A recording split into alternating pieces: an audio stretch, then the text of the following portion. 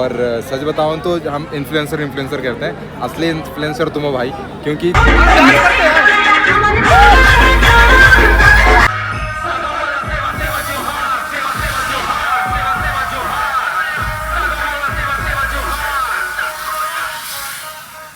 छत्तीसगढ़ को मैंने रिप्रेजेंट किया था और वही स्पीच है जो आप सभी ने सुनी।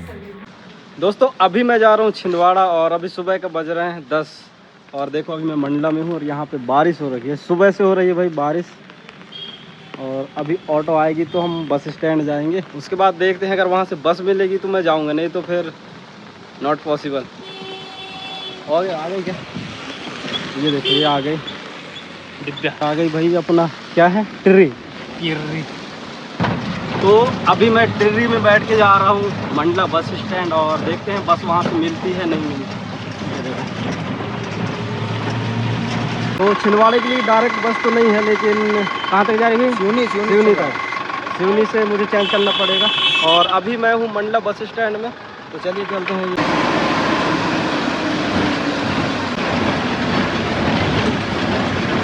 मंडला से सिवनी तक का किराया 170 है और अभी यहाँ पे बस खड़ी है रेलवे क्रॉस पे और यहाँ से जा रही है ट्रेन। अरे छोटा था कि। और दोस्तों अभी भी जो है हल्की हल्की बारिश हो रही है और खुल गई, अब जा रही है बस। ये देखो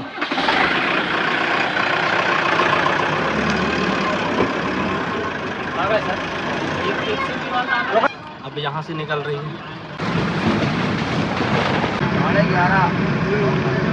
दोस्तों अभी हम लोग पहुँचे हैं नैनपुर का बस स्टैंड है और अगर थोड़ी देर पहले पहुँचते तो यहाँ से 11 बजे ट्रेन निकलती है, उससे निकल जाते हम छिंदवाड़ा के लिए, लेकिन थोड़ी टाइम हो गया बारिश के चलते। ये देखो और मैं छिंदवाड़ा पहली बार जा रहा हूँ तो मुझे रूट का कोई जानकारी भी नहीं है, कितने टाइम कौन सी बस चलती है, ट्रेन क्या चलती है। अभी मैंने देखा ट्रेन की लाइव लोकेशन चेक किया तो 11 बजे यहाँ से निकल गए। अभी हमारी गाड़ी पहुंची है क्योलारे और यहाँ पे दुकान में मैंने लिया है एक पतंजलि, 2 आलू भुजिया, एक पानी की बोतल, क्योंकि सुबह मैं सिर्फ नाश्ता करके आया था और हल्का सा भूख लग गई है। देखते हैं कितने टाइम तक हम छिंदवाड़ा पहुँचते हैं। तो अभी मैं पहुँच रहा हूँ सिवनी और यहाँ से जो है छिंदवाड़ा के लिए बस मिली है, ये खड़ी है, यहाँ से निकलते हैं, देखते हैं सीट मिलेगी कि नहीं। और 5 बजे तक पहुँच जाएगी बोल रहे हैं, तो टाइम से पहले पहुंच जाएगी तो अच्छी बात है, नहीं तो हमारा जाना कोई मतलब का नहीं रहेगा। तो अभी सीट मिल गई है और निकल रही है बस छिंदवाड़ा के लिए।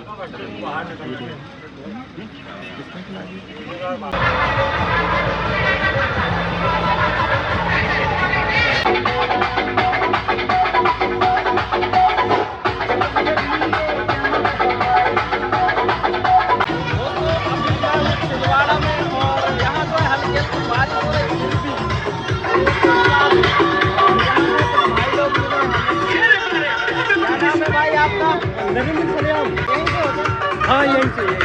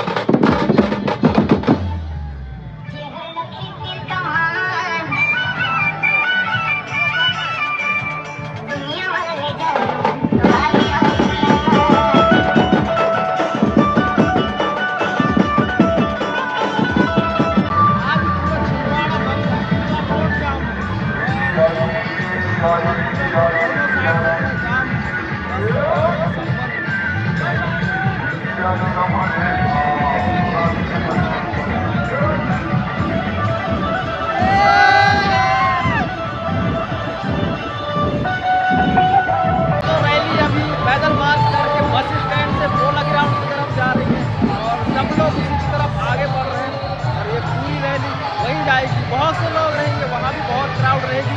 नाइट शो होने वाली है, अवार्ड शो।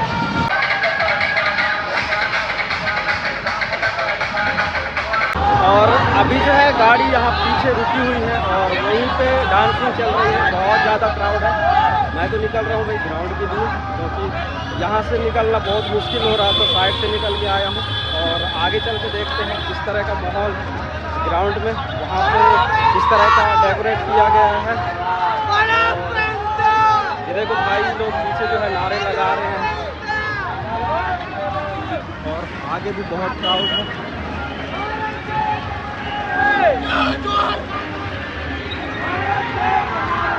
मुझे यहाँ पे एक और भाई मिल गए हैं। क्या नाम है भाई आपका? अरविंद। कहाँ से हो? नूरका। और भाई साहब जो है सुबह से यहाँ पे रैली में शामिल हैं, साज सज्जा जितनी भी रैलियाँ हुई हैं सब में शामिल हुए थे। तो सुबह से कैसा माहौल था भाई? बहुत अच्छा माहौल रहा है। बहुत अच्छा था। हाँ। एक्चुअली बारिश की वजह से थोड़ा इम्पैक्ट, बारिश की वजह से थोड़ा सी रुकावट आई, लेकिन पिछले साल की अपेक्षा पिछले साल की अपेक्षा इस साल थोड़ा अच्छा था, लेकिन बारिश ने खराब कर दिया। तो इस साल जो है बारिश हो गई, जिसके चलते थोड़ा माहौल धीमा था, क्राउड नहीं थी। मतलब है, अभी भी है, क्योंकि पूरा रोड जाम है, एक भी गाड़ियाँ आना जाना, मतलब सभी गाड़ियों को बंद कर रखे हैं, बाहर साइड ही रोक के रखते हैं जितने भी बसें आती हैं। तो अब जा रहे हैं पोला ग्राउंड की तरफ, आगे देखते हैं वहाँ का माहौल कैसा है। धन्यवाद भाई। ये भी हमारे फॉलोअर्स हैं और देख के ही मुझे पहचान गए थे। अच्छा लगा भाई मिलके। जी बहुत अच्छा लगा भाई मुझे आप मिले। नाइट में देखने को मिलेगा।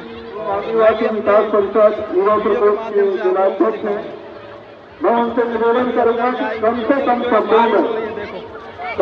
शब्दों में युवा शक्ति को अपना संदेश देकर ठीक है। सामने जो आप लोग देख पा रहे हैं, ये यहाँ पे ये इन्फ्लुएंसर मीटअप का नाइट वाला वो रहेगा। और यहाँ पे जो होगा, जो अपने ट्राइबल सोसाइटी के लोगों के बारे में स्पीच दिया जाएगा। और देखो यहाँ पे क्राउड बढ़ रही है और इसके साथ ही धीरे धीरे बारिश भी बढ़ रही है। देखते हैं बारिश कम होती है तो प्रोग्राम सभी को और अभी मैं जो है यहाँ पे छाता के नीचे रुका हूँ, ये भाई साहब के साथ है। कहाँ से हो भाई? छिंदवाड़े से। छिंदवाड़े से हो? हाँ। क्या नाम है? आकाश विके भाई साहब हैं, जो मुझे यहाँ पे अम्ब्रेला उड़ाए हैं। देखो, धन्यवाद भाई, आप मुझे बारिश से बचा रहे हैं। अपने अपने साथ सज्जा में आए हुए हैं। डांस वगैरह भी हो रहे हैं? हाँ, डांस विश्व आदिवासी दिवस वहाँ पे शुभ अवसर पर। ठीक है, तो चलिए मिलते हैं आगे।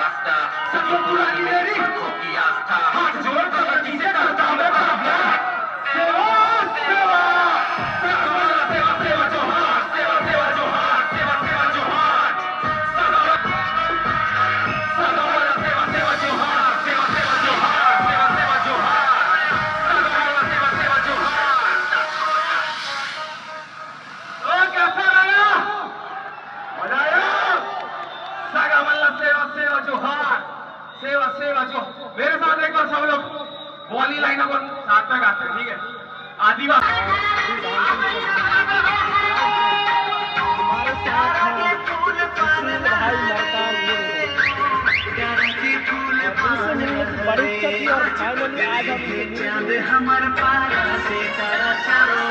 सडनली कभी कभी ऊपर वाले अचानक मिलवा देते हैं। बिल्कुल बिल्कुल, ग्राउंड फुल है भाई। सुशील यहाँ आकर कैसा लग रहा है और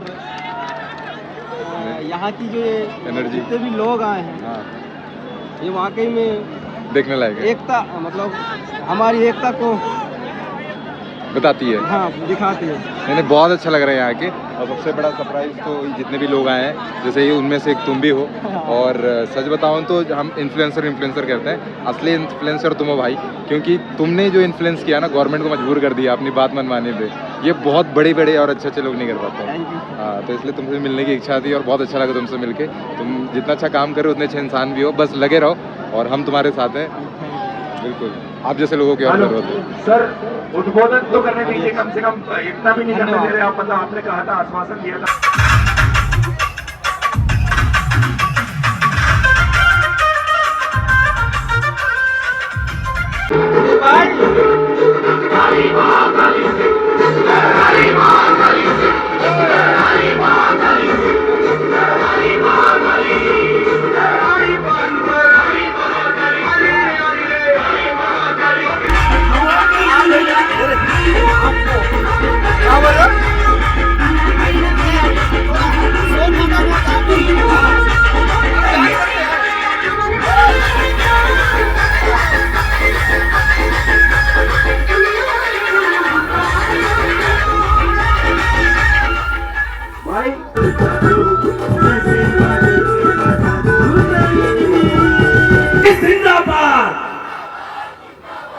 सुशील भाई आंटी को दी थी मैंने। आओ फटाक से जल्दी पी लेना चाहता है। छोटा कप नहीं है, इनको भी अरे, रुक जाओ। बनाने वाली मैं। भाई चीयर्स। नहीं तो मुझे थोड़ा सा नहीं पी। तो खाना है। इवेंट के बाद चाय पीते हैं हम लोग। शुगर ज्यादा है। अक्टूबर में नेशनल यूनिटी डे था और उस दिन पार्लियामेंट में होमिश प्रोग्राम रखी गई थी, तो उसके तहत छत्तीसगढ़ को मैंने रिप्रेजेंट किया था और वही स्पीच है जो आप सभी ने सुनी है जी। और वो एक्सपीरियंस कैसा रहा आपका जो फर्स्ट टाइम हम गए थे वहाँ पे?